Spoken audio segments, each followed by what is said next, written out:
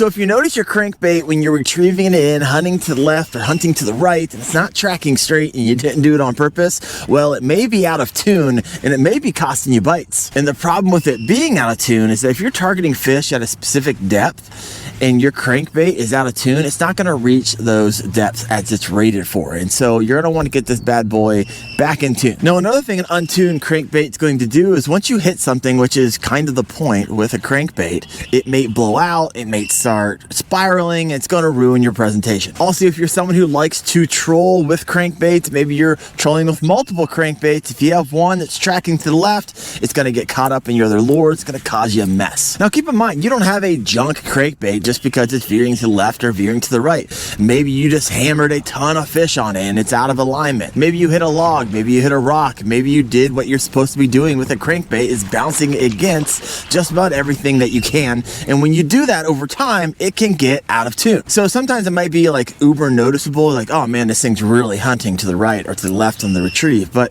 even if it's off a little bit, you're going to get that back tracking straight. You're going to take a pair of needle nose pliers. I guess you could use your fishing pliers if you wanted to. I got some Booms aluminums here, but I also have a pair of needle nose just on my kayak at all times. You're going to take the needle nose pliers and you want to grab the pull point or the line tie. Kind of see that right there. You're not going to want to grab the split ring. You want to grab the line tie. If this thing is coming towards me and it's tracking to the left, I'm going to want to adjust it just a tad bit to the right. So I'm going to grab it by the line pull right there.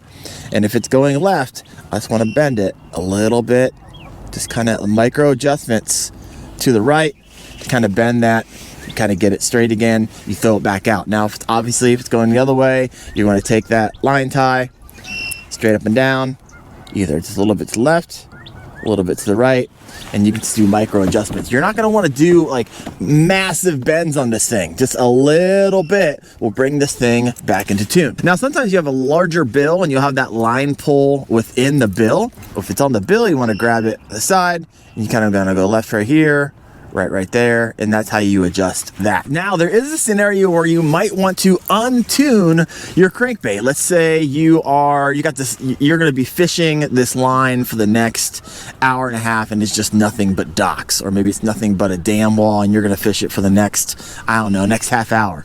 There's a scenario where you might want to untune your crankbait, so when you throw that against the line of the dock that hits a pylon, right, you want to get that reaction bite from the bass anywhere underneath that dock, and it'll track back under the dock until you hit the next pylon. Boom, it'll knock it back out and then it'll go right back underneath that dock. Boom, and you keep on doing that. And I'm telling you what, it's a trick that not a lot of anglers know and they don't know how to do it, and it's simply by untuning your crankbait. There are some other factors you might want to check before you tune it.